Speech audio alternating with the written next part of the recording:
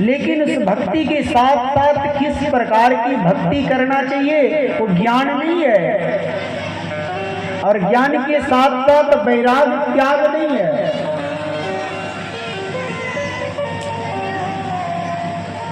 भक्ति खूब है और भक्ति करने का ज्ञान नहीं है। अब भक्ति में किस प्रकार की त्याग करना चाहिए वो त्याग नहीं है, वैराग नहीं है। तो भक्ति कैसा है? बंध्या के समान है। जिस प्रकार किसी स्त्री को संतान नहीं है तो बंध्या के समान है, उसी प्रकार भक्ति है और भक्ति की ज्ञान और वैराग नहीं है तो भक्ति बंध्या के समान माना गया है।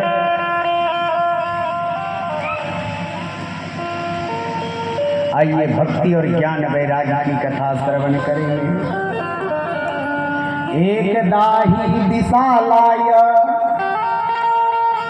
चत्वार ऋषयोमला सत्संग समायातो ददृशः तत्र नारदा। एक बार नारद जी महाराज सत्संग की इच्छा से निकले तो चार महात्मा को देखे। और चार महात्मा कौन थे? सनक, सनंदन, सनातन और सनत कुमार। भगवान की 24 अवतार में जो सबसे पहला अवतार है वो एक बार में चार भाई के रूप में अवतार लिए थे।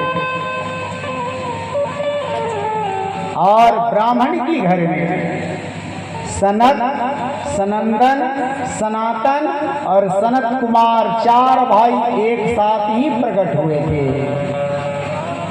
उन्हीं के नाम है सनकादि ऋषि। कितने वर्ष के थे जानते हैं? 2-4-5 हजार वर्ष के थे और देखने में लगते थे 5 साल की बच्चा है।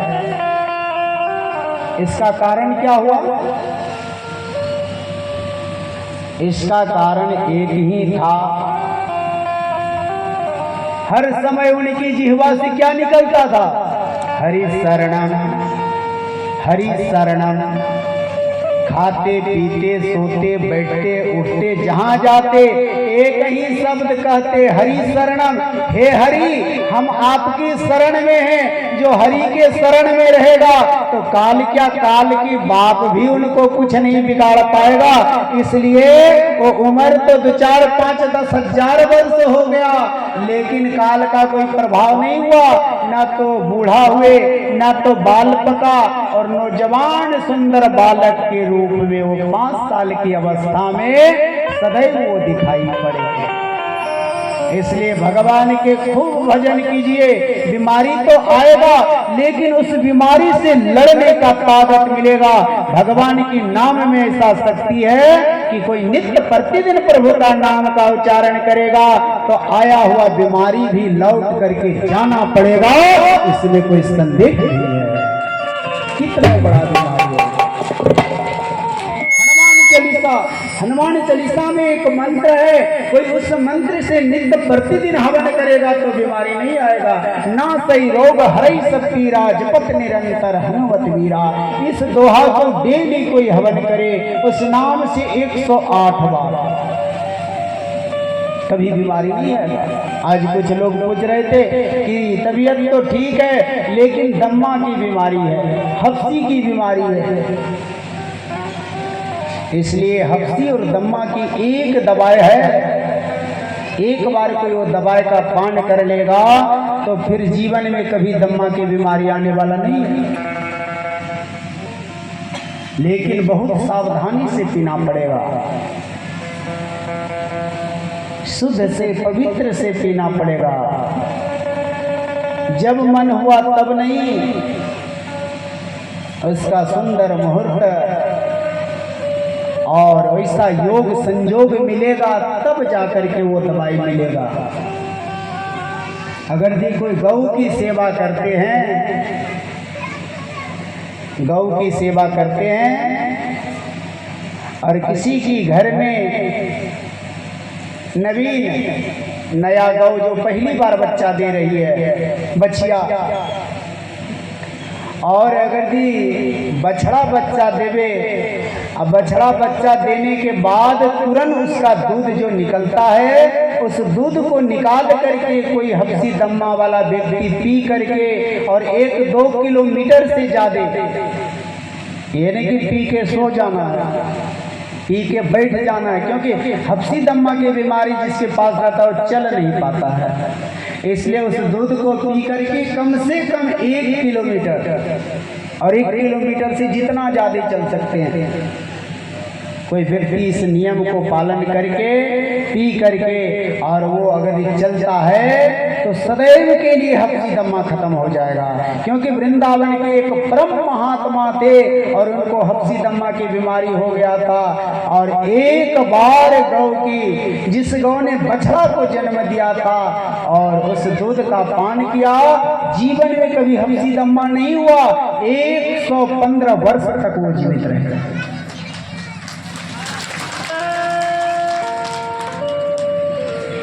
भागवत महापुराण में जो है, शरीर में किसी प्रकार की बीमारी है, हर बीमारी की दवाई भागवत महापुराण में है।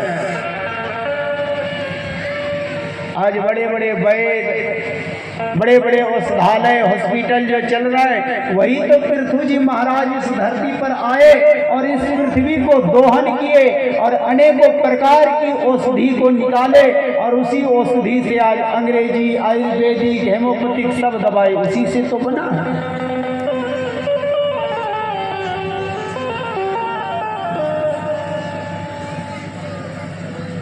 और दवाई से बढ़ करके सबसे बड़ा तो है क्या, अरे राम नाम के पीला दवाई, वैद्य घरे न जइह भाई। राम नाम के पीला दवाई, वैद्य न जाई भाई। राम नाम के पीला दवाई, वैद्य घरे न जइह भाई।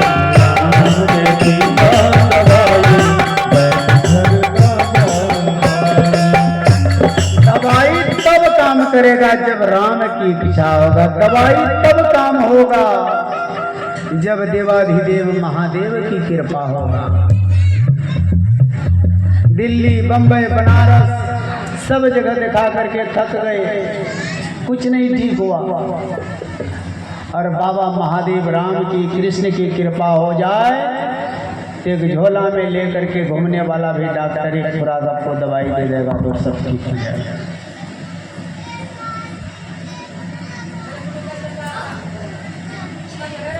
दवाई के साथ साथ बड़े माता पिता का, गुरुजनों का मान सम्मान करें, सेवा करें, सब ठीक हो जाएगा। नारद जी महाराज संकादि ऋषियों के साथ भजन सत्संग करने के लिए निकले तो कहाँ गए, विशालापुरी। विशालापुरी कहाँ है, बद्री का आश्रम, बद्री नारायण।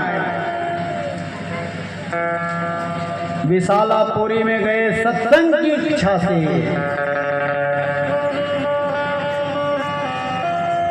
और गए तो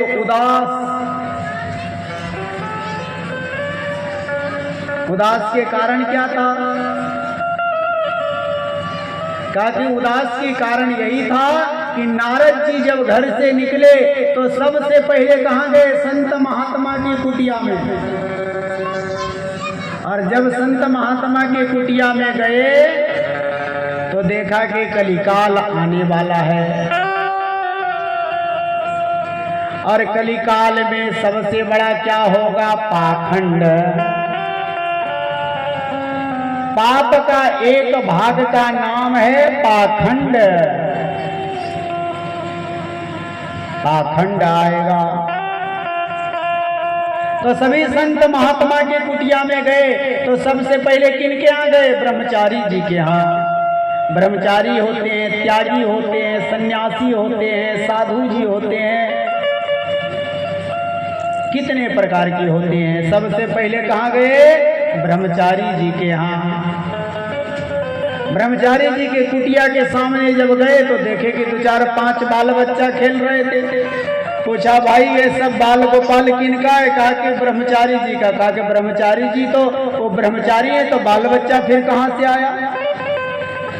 कहा कि यही सबसे बड़ा विडंबना है। आगे बढ़ा, मौनी बाबा के आश्रम गए, जोर जोर से हल्ला हो रहा था। कहा कि ये आवाज कहाँ से आ रहा है? कहा कि मौनी बाबा के आश्रम से। कहा कि जब वहां सब मौन है तो आवाज कहां से आ रहा है?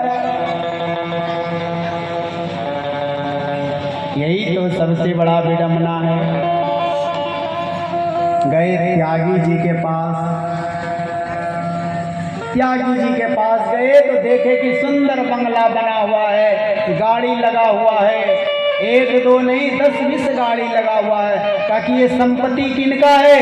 कहा कि त्यागी जी का। कहा कि जीवन में उसने त्याग क्या किया? गाड़ी बंगला मोटर सब व्यवस्था है और नाम है त्यागी बाबा। कहा कि यही सबसे बड़ा विडंबना आ गया। कहा कि चलते हैं किनके पास? गृहस्थ के पास।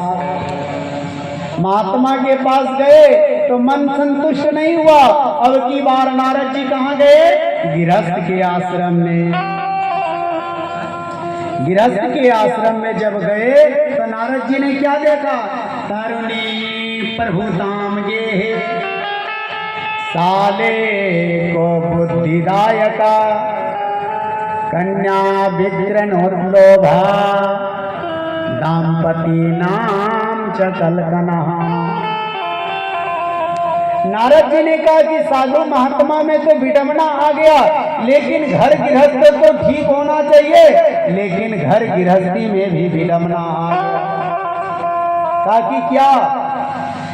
का तरुणी प्रभु धाम गे तरुणी प्रभु धाम गे साले को बुद्धिदायका कन्या विग्रहोर्लोभा। कन्या और पुत्र का विवाह नहीं किया जाता है। कहा कि तब कहा कि बिक्री किया जाता है, जो अधिक तिलक देगा उसी के घर में विवाह करेंगे, बिक्री किया जाता है। दूसरा बात बताए साले को बुद्धिदायका, इसका मन क्या हुआ? माता पिता बड़ा भाई गुरु गार्जियन अगर जी घर में है तो कोई काम करेंगे तो उससे सलाह नहीं लेंगे। कहा कि तब कहा कि सबसे पहले लोग सलाह लेते हैं साला से। माता पिता को छोड़ करके और सलाह लेते हैं साले को बुद्धिदायक। साला को बुद्धिमान समझता है और साला से सलाह लेता है। हम तो कहते हैं कि सलाह एक बार नहीं, 1000 बार सलाह लो, लेकिन सलाह लेने के बाद पति पत्नी में लड़ाई नहीं करो।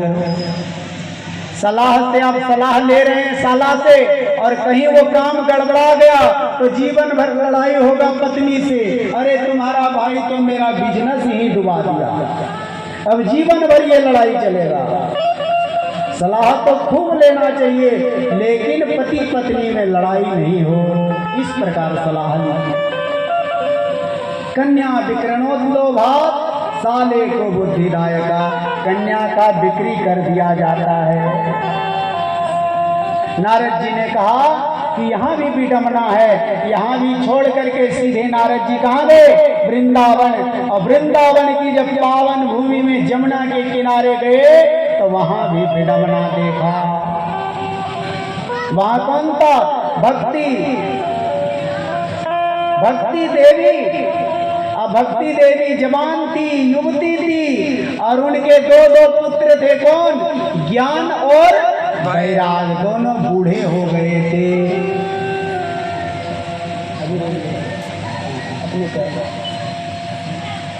ज्ञान और वैराग दोनों बूढ़े हो गए थे।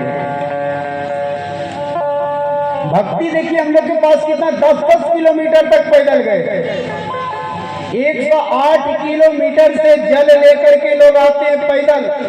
12 से 13 घंटा में सुल्तानगंज से देवघर तक चढ़ा देता है। ये भक्ति है। लेकिन ये भक्ति नहीं है कि तो जल को उठाने के पहले कितना दिन तक हमको अरवा पर रहना चाहिए और जल ढारने के बाद कितना दिन तक फिर अरवा रहना चाहिए, ये पता नहीं है। जल ढारे न मुरही घूमनी शुरू हो गया। ये अधूरा ज्ञान है। इसलिए भक्ति के साथ साथ ज्ञान भी होना चाहिए। बोल वृंदावन बिहारी लाल की जय हो।